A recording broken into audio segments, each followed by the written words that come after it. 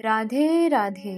मेरा नाम है निकिता शर्मा और आप सभी का स्वागत है महाभारत की इस श्रृंखला में। युधिष्ठिर ने भीम को सावधान करते हुए कहा, यद्यपि इस भवन में रहना खतरनाक है, पर हमें कतई विचलित नहीं होना है। पुरोचन को यह कतई पता न चले कि उसके षड्यंत्र का रहस्य हम पर खुल गया है। मौका पाकर हमें यहाँ से भाग निकलना होगा। जल्दबाजी दिखाना ठीक नहीं है। सभी पांडव उसी लाख के भवन में रहने लगे। विदुर द्वारा संदेश लाने वाले कारीगर ने पांडवों को अपना परिचय देते हुए कहा, मुझे विदुर ने यहाँ एक विशेष काम से भेजा है। मैं आपके हितों की रक्षा करने के लिए यहाँ आया हूँ। इसके बाद वह कारीगर महल में आ गया। उसने कुछ ही दिनों में महल से बाहर निकलने के लिए नीचे नीचे एक सुरंग तैयार कर दी। इस रास्ते से पांडव बेखटके बाहर निकल सकते थे। पुरोचन को इसका कुछ भी पता नहीं चला। पुरोचन ने लाख के भवन के द्वार पर ही अपने रहने के लिए स्थान बनवा लिया था। पांडवों को सारी रात हथियार लेकर चौकन्ना रहना पड़ता था। पुरोचन ने अपनी योजना को पूरी करने का विचार बनाया। युधिष्ठिर पुरोचन के रंग ढंग से ताड़ गए कि पुरोचन क्या करने जा रहा है। युधिष्ठिर की सलाह लेकर माता कुंती ने एक बड़े भोज का प्रबंध किया। नगर के सभी लोगों को भोजन करवाया गया। सारा दिन धूमधाम रही। रात को सब कर्मचारी खा पीकर गहरी नींद में सो गए। पुरोचन भी सो गया। एक भीलनी और उसके 5 पुत्र भोज के बाद महल में ही ठहर गए थे। आधी रात के समय भीम ने उस कमरे में आग लगा दी जिसमें पुरोचन सो रहा था। सारा भवन आग की लपटों में आ गया। पांडव माता कुंती को लेकर सुरंग से बाहर निकल गए। पुरोचन तथा पूरा लाक्षागृह आग की लपेट में आ गया। सवेरा होते ही महल के जलने का समाचार चारों ओर फैल गया। हस्तिनापुर तक भी खबर पहुंच गई। भीलनी और उसके पुत्रों की भस्म काया देखकर सभी ने मान लिया कि पांडव जलकर मर गए हैं। धृतराष्ट्र और उसके बेटों ने पांडवों की मृत्यु पर शोक का अच्छा स्वांग किया। सारे नगर में शोक छाया था। केवल विदुर के मन में विश्वास था कि पांडव अभी जीवित हैं। उन्होंने भीष्म को भी यह बात बताकर उन्हें चिंता मुक्त कर दिया। लाख के घर से निकल पांडव माता कुंती के साथ जंगल की ओर निकल गए। पांडव बहुत थके हुए थे। माता कुंती की दशा तो और भी दयनीय थी। भीम ने माता को कंधे पर बिठा लिया। वे किसी प्रकार वन को पार करते हुए गंगा तट पर जा पहुंचे। वहां उन्हें एक आदमी मिला जो नाव लेकर उनकी प्रतीक्षा कर रहा था। उसने बताया कि उसे विदुर ने भेजा है। वे लोग अगले दिन शाम होने तक चलते रहे ताकि किसी सुरक्षित स्थान पर पहुंच जाएं। कुंती और पांडव थककर एक स्थान पर रुक गए। उन्हें प्यास और नींद सता रही थी। भीम ने माता को एक वट वृक्ष के नीचे बैठा दिया।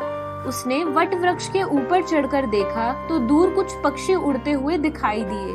वहां पानी की संभावना दिखाई दी। वृक्ष से उतरकर भीम एक जलाशय के निकट पहुंचे।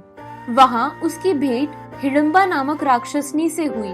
वह भीम की वीरता से बहुत प्रसन्न हुई। कुंती ने युधिष्ठिर से सलाह करके हिडिंबा का विवाह भीम से करवा दिया। समय आने पर उसने एक पुत्र को जन्म दिया। उसका नाम घटोत्कच रखा गया। वह बड़ा पराक्रमी योद्धा हुआ। जब भीम अपने भाइयों और माता के साथ उस वन को छोड़कर आगे जाने की तैयारी करने लगे, घटोत्कच अपनी माता हिडिंबा के साथ हिमालय की ओर चला गया। वन मार्ग में अनेक कष्टों को झेलते हुए 5 भाई माता के साथ आगे बढ़ते रहे। वे ब्राह्मण ब्रह्मचारियों का वेश बनाकर एक चक्रा नगरी में एक ब्राह्मण के घर रहने लगे। पांडव एक चक्रा नगरी में भिक्षा मांगकर दिन बिता रहे थे। एक दिन की बात है, चारों भाई भिक्षा के लिए गए हुए थे। भीम माता के साथ अकेला घर पर था। इतने में ब्राह्मण के घर से रोने पीटने की आवाजें आने लगी। माता कुंती का दिल करुणा से भर उठा।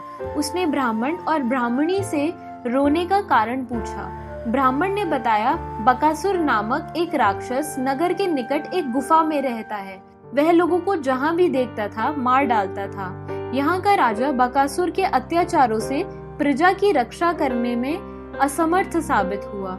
बकासुर के अत्याचारों से तंग आकर नगरवासियों ने उसके साथ एक समझौता किया। कि वे लोग बारी बारी से हर सप्ताह उसकी गुफा में एक आदमी तथा खाने की अन्य चीजें पहुंचा दिया करेंगे। इस सप्ताह उस राक्षस को खाने के लिए आदमी तथा भोजन भेजने की हमारी बारी है। समझ नहीं आ रहा कि उसके पास किसे भेजे। मैं स्वयं ही चला जाता हूँ। ब्राह्मण की बात सुनकर कुंती ने भीम से सलाह की। फिर वह बोली, ब्राह्मण देवता, आप लोगों का हम पर बहुत उपकार है। मेरे 5 पुत्र हैं। राक्षस के लिए भोजन की सामग्री लेकर मेरा पुत्र भीम जाएगा। बकासुर उसका कुछ भी नहीं बिगाड़ पाएगा। यह सुनकर ब्राह्मण चौंक पड़ा। वह बोला, आप हमारे अतिथि हैं। आपके पुत्र को मौत के मुंह में भेजना न्याय नहीं है। वह भीम के बल पराक्रम के बारे में जानकर इसके लिए राजी हो गए। भोजन सामग्री से भरी हुई गाड़ी लेकर भीम बकासुर की गुफा की ओर चल पड़ा। कई दिनों से भीम का पेट भी नहीं भरा था, अतः गुफा के पास पहुंचते ही पहले भीम ने अपनी पेट पूजा की। उधर राक्षस भूख के मारे तड़प रहा था। भोजन के आने में देरी होते देख वह क्रोधित होकर गुफा से बाहर आया। उसने देखा कि एक विशालकाय व्यक्ति उसके लिए आए भोजन पर हाथ साफ कर रहा है। वह भीम पर लात घूंसे से पिल पड़ा। अब तक भीम का भी पेट भर चुका था।